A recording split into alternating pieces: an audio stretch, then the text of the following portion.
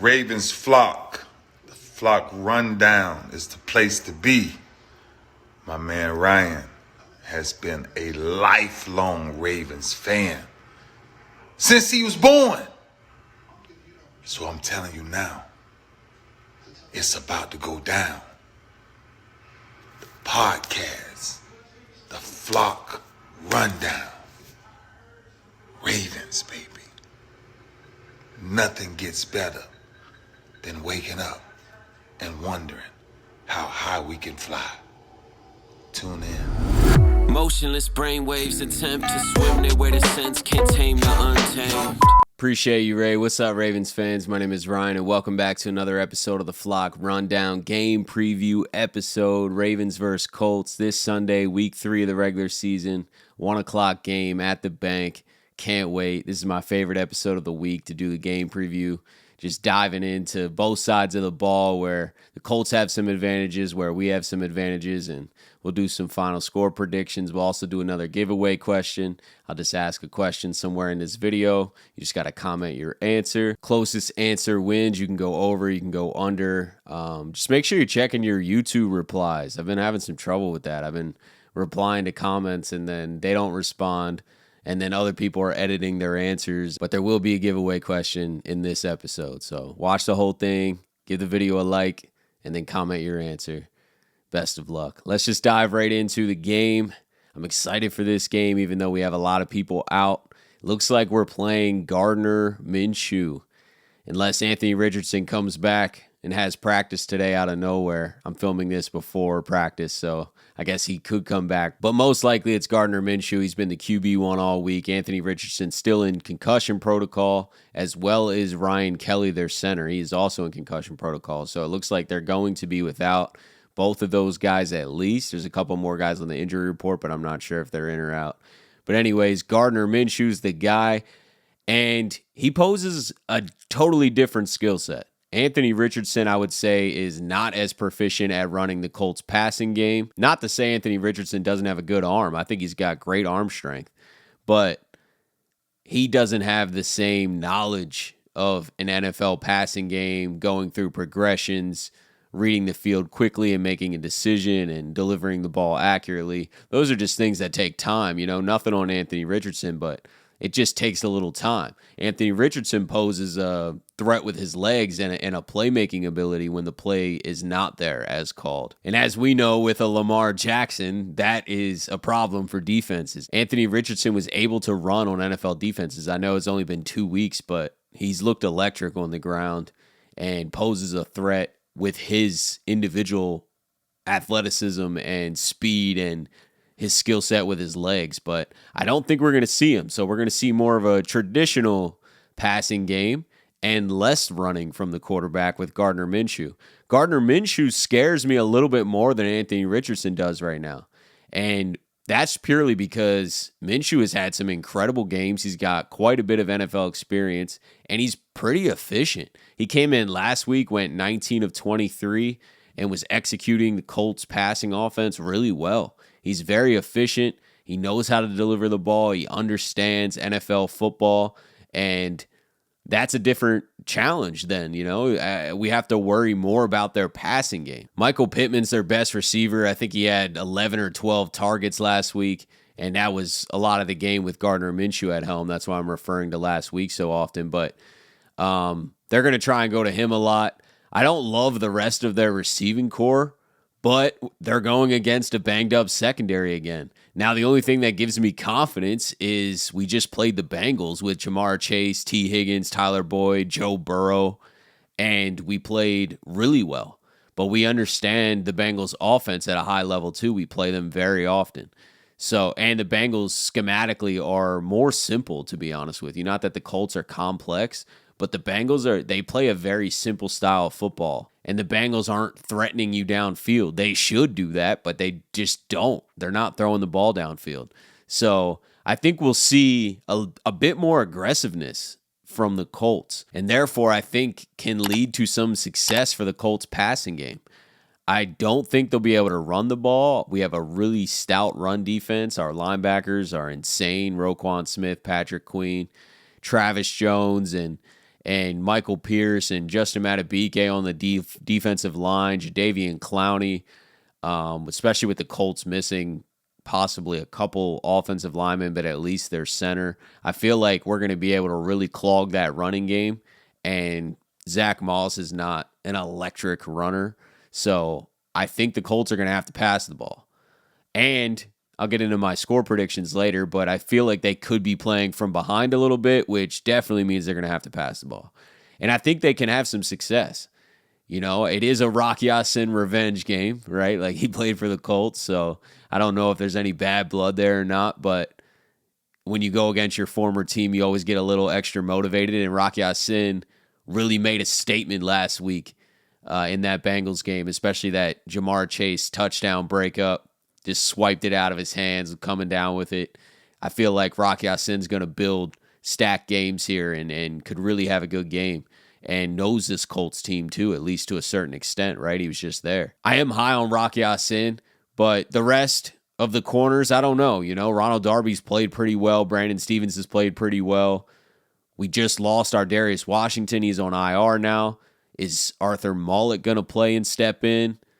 I'm not sure exactly how the corner situation's going to line up. Is Jalen Armour-Davis going to get any more time? He hasn't played much, so it kind of shows maybe where he's at. We were pretty high on him earlier, thinking he could be like our number 2 outside corner, and it just doesn't look like it. Ronald Darby's taking all the snaps, so not sure exactly how they're going to roll the secondary out this week with our Darius Washington now out. I would assume Arthur Mullet's going to be our slot guy. There just has to be a reason that they kept Mullet on this 53. I mean, he has barely practiced and hasn't been active for any games, and they just continue to keep him on the 53. And now with Washington to IR, I think this is Mullet's time, and we'll see what he has. Now, me saying the Colts passing game can have some success doesn't mean that I don't think we can handle it. I think we can handle everything they're bringing our way, to be honest with you. And I'm not just saying that as a biased fan. Just matchup-wise, I truly believe that our defense can still have success against this offense. I could see them having some successful moments in the pass game. I would not be shocked. I don't think we're just going to shut them down in all phases. Would love that. But I think if the Colts have an advantage anywhere, it's once again their pass game versus our secondary. I think that's where the Colts have an edge on offense. It looks like we're going to be without Odafe Oweh maybe for a couple weeks. He was in a walking boot. He has a high ankle sprain, I guess, so that sucks. But Jadeveon Clowney's going to get a lot more time. We still have David Ajabo. And Jadeveon Clowney was wrecking last week. I mean, turn on the film. Jadeveon Clowney looked like prime number 1 pick Jadeveon Clowney. Hopefully he can keep that up throughout a game, especially because now he's going to be kind of pushed into more of a premier role. But we definitely need to see Ajabo step up. I know we didn't get to Burrow a lot last week, but I'll say this again. Joe Burrow was releasing the ball quicker than most quarterbacks do. He wasn't giving us a lot of time to get to him. So if we do have some time, I think we'll get home. You know what I mean? Week 1, we had like 6 sacks or so. Now, do we have a dominant TJ Watt, Nick Bosa, Myles Garrett type pass rusher? Absolutely not. There's no. You know, I miss Terrell Suggs more than anything. We don't have one of those guys. I wish we had one of those guys. We don't. And we're not going to go trade for one. They're going to cost 2 first-round picks and $30 million a year. You're just not going to do it. You got to draft those guys high. Those guys are all, not TJ Watt. He did fall in that draft, I think. But, you know, Myles Garrett, even Jadeveon Clowney, we have one on our team, you know. But the Myles Garretts, the Bosas, they're top picks, you know, and they're top picks for a reason. They wrecked the game. Micah Parsons, they're high in the first round. We usually don't pick high in the first round. I think that's why we're passing on these guys because, you know, in the 20s, ignoring Watt, he did fall into the 20s, I believe, but it's a rare situation. In the 20s, you can't get a pass rusher of that caliber. That's why those pass rushers are going in the top 10. So it's tough, you know, it's tough to get one of those guys. But we do have a solid pass rush. I think we have a good enough pass rush to affect the game. And Jadeveon Clowney is playing really inspired football right now. I'd like to see it consistently as the weeks go. But last week, was incredible. And I still like what I'm seeing from David Ajabo. I think he's going to continue to grow week after week. And hopefully we can get Owe back soon because he brings a lot of speed off of the edge. I like our interior rush with Travis Jones, Michael Pierce, Justin Madubuike. So I think the pass rush can get going a little bit this week against this Colts banged up offensive line. Gardner Minshew is definitely not as elusive as Anthony Richardson would be. He'd be a lot harder to bring down. So I think that we can get some sacks. Some guys can have some good days. And if we get home, that just makes their life a lot harder, obviously, especially because I think that they're going to really have to rely on passing the ball. I don't think they're going to have a ton of success running, so it's going to be Gardner Minshew. He's going to have to make something happen downfield against our secondary, and I don't think that's an easy task, even though our secondary is banged up. We're probably not having Marlon Humphrey. He's still not practicing. We're definitely not having Marcus Williams, so that's where we're at. Our secondary is beat up, but we held our own against a really talented Bengals receiving core, and I trust that we will hold our own against a way less talented receiving core in the Colts. Michael Pittman is really good, but that's one guy. That's one guy that you have to focus on, and I think we can contain that. Now, where the Colts have an advantage on defense is their defensive line. It's not even close. It's obviously the strength of their defense. You got DeForest Buckner, Stewart, Pay. You get some dogs down there. Shaq Leonard, linebackers, always brought it.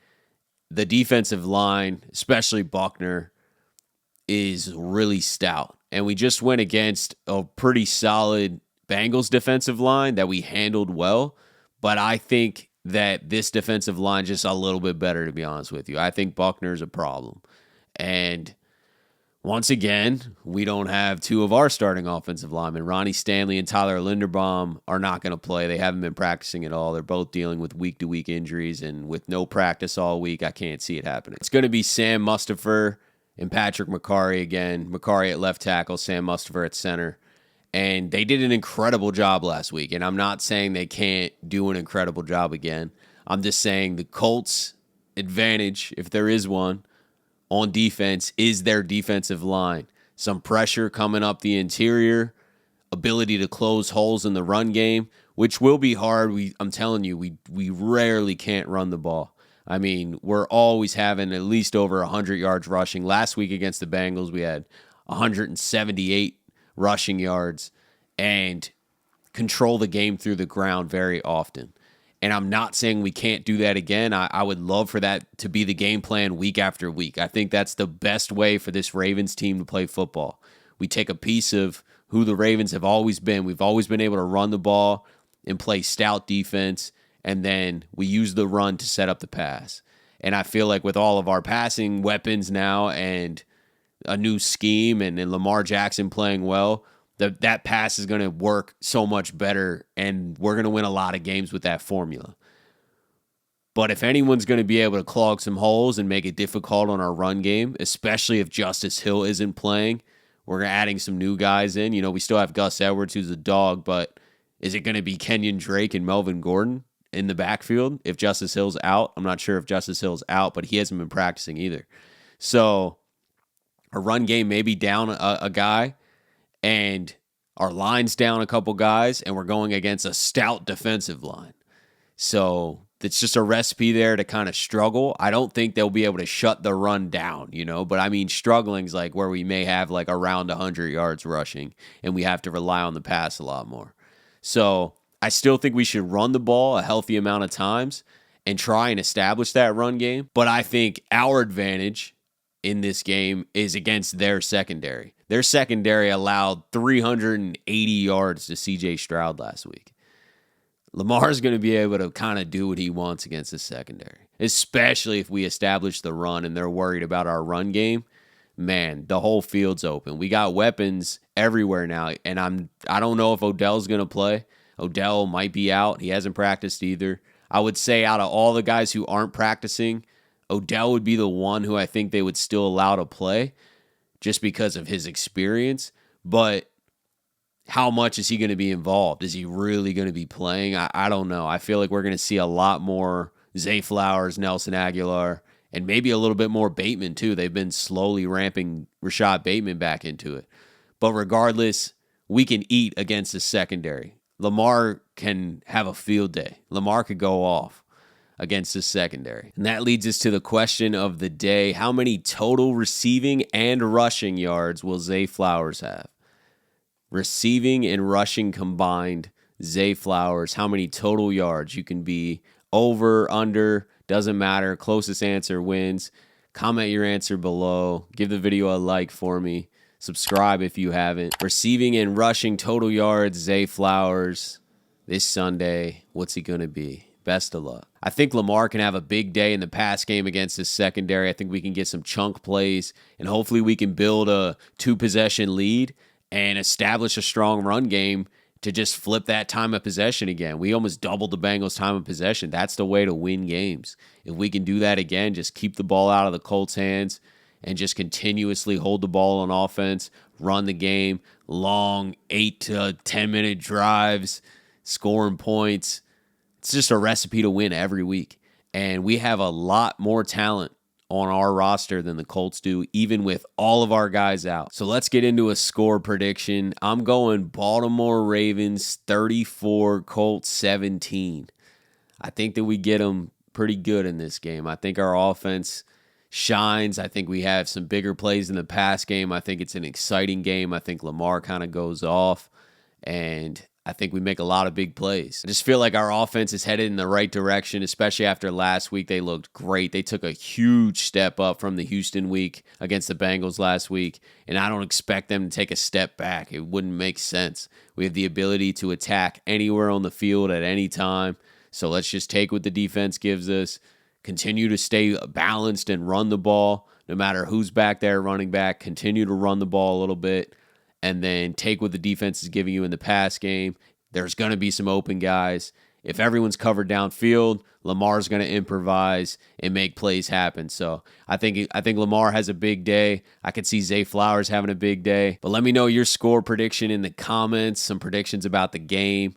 Hopefully you heard the giveaway question. Don't forget to answer that. And yeah, can't wait for Sunday. I think it'll be a good, fun game. I'm going live right after the game to give my post-game thoughts, so join in if you didn't last week. We had like 33 viewers or something, so it was a lot more than I expected. So join in and type a bunch of stuff in the chat so I don't have nothing to talk about. I want to talk to you guys as well, and yeah, it'll be a good time. I can't wait. Can't wait for the game. I appreciate you guys tuning in to another episode of the Flock Rundown. As always, have a beautiful rest of your day, and I'll talk to you guys next time. Motionless brainwaves attempt to swim their way to sense, can't tame the untamed.